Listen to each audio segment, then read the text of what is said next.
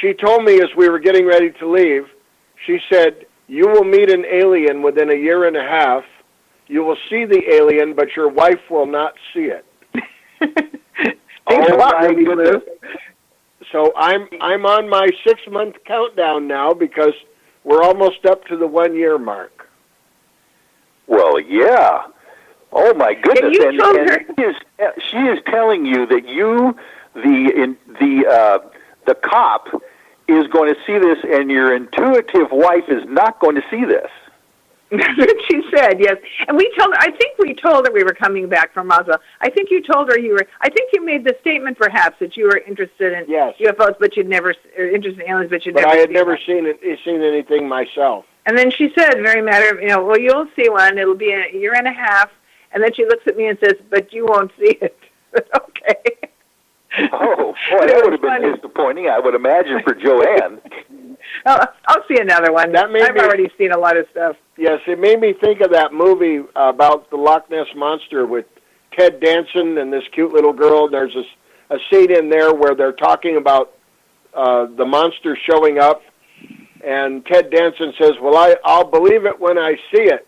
And the little girl starts laughing at him and says, when you believe it, you will see it. Very good. I like that. Then, of course, it all begs the question, who are the people with the 3 children who looked really very much like people describe Nordic aliens? Yes, I kind of thought they were Nordics.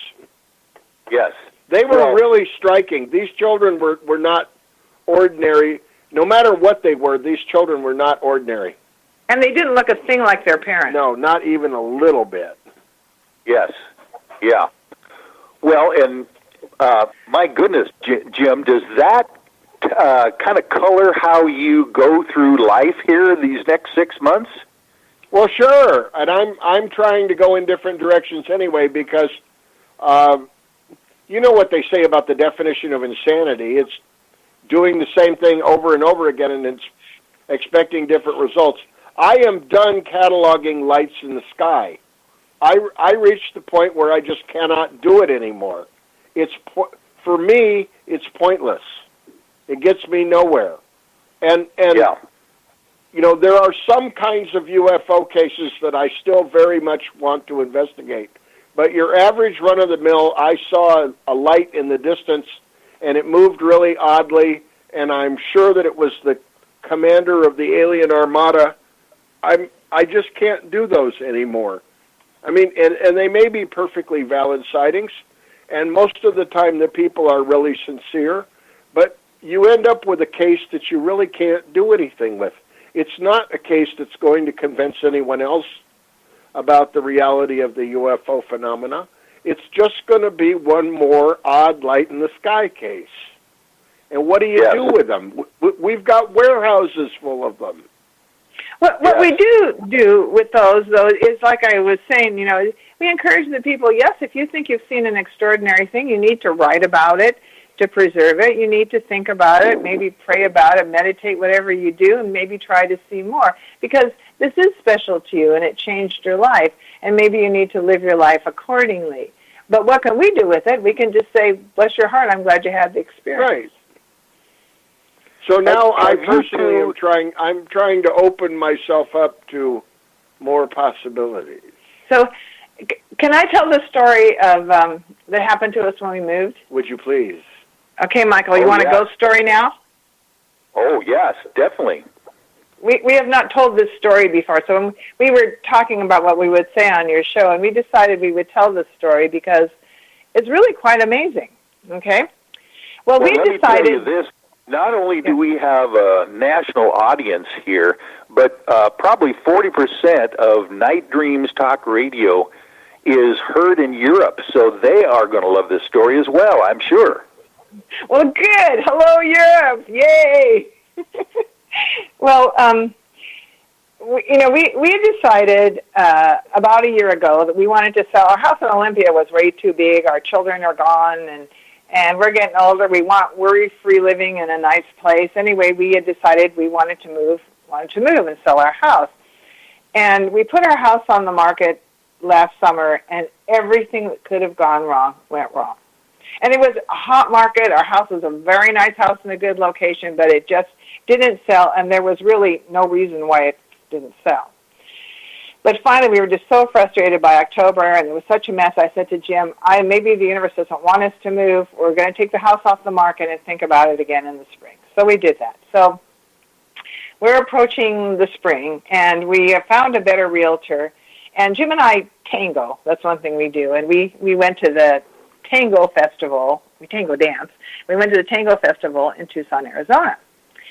And while we were gone, our daughter Carolyn, her fiancé Dustin, stayed in our house and took care of our house cats and helped to clean up the house and fix the yard for when we would move. Okay, so we're in Tucson, and it kind of starts. The first weird thing is we're sitting in a Mexican restaurant there, and it's very loud too. But I happened to overhear these men behind me talking about. One of them was telling the other one he was going to go see the psychic James Van Praagh, very famous psychic, because he and his wife had now learned how to talk to their dead son. And so I couldn't let that pass me by. I said to Jim, I got to talk to these people.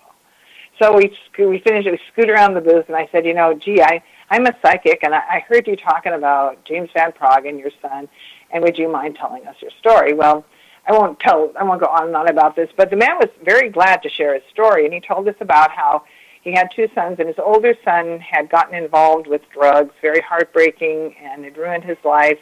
And they had found him dead of an overdose, and they had not known whether he took his own life intentionally or not. And then it just ruined his life, of course, and the life of his younger son and his wife, until this friend of his wife had said that she had met a psychic who had talked to their son. Anyway, so we went on. We heard the story. He was a 24-year-old man, and they were able to communicate with the psychic to talk to their son, which made them feel better, save their marriage, save their younger son's life, all of this. So we go back with this wonderful story about that. Okay. Well, we come home, and a couple of days later, Carolyn, our daughter, calls us up and said, I haven't known whether we should tell you this or not, but I want to tell you something really weird happened while you were gone. Her fiancé, Dustin, had just gotten out of the military. He did special forces, and he was in Syria. This is another very matter-of-fact person. He was a code, what did he do, Jim? Communications with Special Forces Unit. Yeah. Okay. Well, Carolyn said, we were cleaning your house, and Dustin was downstairs, and I happen to love prisms. I love rainbows, so I have prisms in the window. Well, Dustin was in this back bedroom, and one of the prisms in the window starts going back and forth really, really fast, and there's nothing to set it in motion. He didn't touch it. There's no wind, nothing. And then when this starts to happen, he turns around, and he sees this figure of light in the corner. And he is just freaked out. He goes running upstairs, and he tells Carolyn there's a ghost in our basement. And so Carolyn is telling me this. She says, I think there must be a ghost in your house. She says, I went downstairs, and I didn't see anything, but you need to check that out because maybe that's what wrecked your house sale last summer. So I thought, boy, is that weird or what? I mean, and Dustin is not a person that would have made this up. No, this is a very serious young man. And it really did scare him a lot. So I go down, and I don't really feel anything. I took my tarot cards. I wandered around. I just really honestly didn't feel anything. I thought that's sort of strange, but oh well. Well, the next day I used to tell fortunes at a secondhand clothing store called Psychic Sister in Olympia. So I go and I tell fortunes, and the first person, and usually when people come in for their fortune, they want to know who they're going to marry, are they going to get their job, that kind of stuff is what they ask.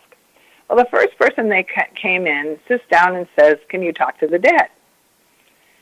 And that's not something I usually do in the dress shop either because it's kind of a chaotic environment. And I said, well, sometimes, I said, what do you want to know? So she tells me the story about her brother's best friend, who's a 24-year-old young man, same age as the guy in Tucson, who just died in a boating accident.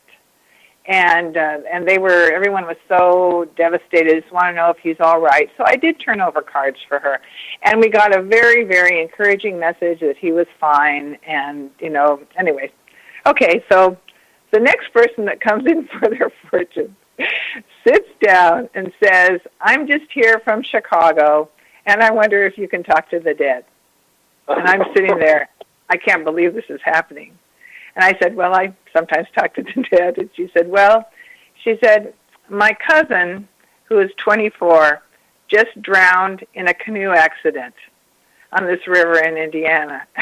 I'm thinking, what are the odds? We now have 3 24-year-old young men who have died. And anyway, so I go home and I tell this to Jim, and I said, I don't exactly know what this relates to. Well, so I go to sleep, and it's the 20th of March, I remember that, and I have this vivid dream. And in this dream, we had Jim's youngest daughter. I was married to a young man named Travis, and he took his own life. And that was about, 8 years ago now, Jim? Yeah. Yeah, Travis committed suicide. And that's a long story, too. But in my dream, and he did this when he was 24, okay? Yep. In this dream, there is Travis. Yeah. And Travis says, I can see him vividly in the dream, all he says to me is, I just want to help. I just want to help. And so I wake up and I tell Jim, and then it's starting to click. I got all these 20s. I said, the ghost in the basement has to be Travis. Somehow, we always liked Travis. He was a good guy. He had some problems, obviously, but he was the white sheep in his family. Yes, he came from a strange, but we always had a good relationship with Travis, and maybe that's why he was in our basement. But anyway, I said, I really think that it's Travis in the basement, and he's telling me he wants to help. So I said, I think I'll call Alicia and see if she would mind talking about it, if it would upset her or not. So I called up Alicia, and I said, would you mind talking about Travis? She's in a really good relationship now. She's engaged and has a wonderful fiancé and a beautiful home and all that. So she said, no, I don't mind talking about Travis. It's okay. And so I told her, and I said, and I don't know why this is happening now. I guess it's because our house is on the market. I said, Travis's birthday was in October. It wasn't his birthday. But then all of a sudden, I remember another thing that was in the dream was a shamrock. And it was the 20th of March, so it's right after St. Patrick's Day. And I said to her, oh, my gosh, you know what I just thought of? Because their wedding colors had been green, and we did. I said, do you remember what your wedding anniversary? And she said, yeah, it was yesterday. It was the 20th of March. Oh, my gosh. So Travis, I know. So now I'm sure it's Travis in the basement. So I thought, well, when are we going to, I want to sell this house. Don't you dare screw this up again, Travis.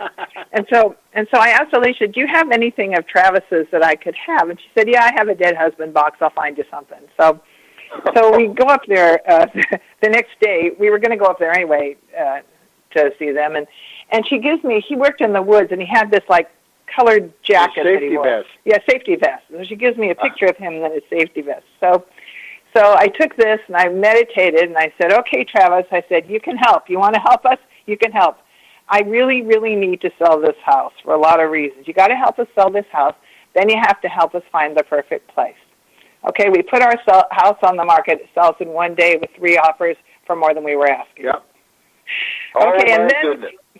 I know. And then we don't have a place to go, okay? So we come up, we knew we kind of wanted the Port Townsend area. We come up, we're going around with our realtor, and the first house we saw was actually a repo, but it was in a pretty place, and it was affordable with some work. So we're thinking maybe this is a house. I took the Travis vest in. I wandered him around. And so we made an offer on this house, but again, everything goes wrong. The realtor won't call our realtor back. We can't set the time for an inspection. I mean, every time we try to do something, something goes wrong. And then we continue to look. There's nothing in our price range on the market. Then one evening, I don't even know why, I just sat down on the computer. I typed in the thing, and this house pops up, and it's exactly what we want, exactly where we want it. And I said, Jim, we got to get up and drive tomorrow morning. This house is going to sell quick. And so it was late in the evening, but he called our realtor anyway and said, Charlie, we want to come up. We found our house. Got to look at this house. Yeah, so we get up, drive up here, and come to this house where I am now standing. And sure enough, it was our house. I brought the Travis stuff again. Yes. And Travis says yes. And, of course, on this house, there were 7 offers in 2 days, but they ended up, for various reasons, selling it to us. So I told Travis, yes, thank you. So I still have the Travis stuff in the closet. That's right. But he hasn't. But I haven't heard from him since. But I haven't heard from Travis. He may have moved on now. I think maybe he finally. And this is such a beautiful place. I did release him. We have so much sky here, so much beautiful light. I said, Travis, you need to go home. You helped me with this. It was a big deal. I really appreciate it. We all love you. And we were so glad you were in our lives, and now you just need to go home to the light, kiddo. You've done all you need to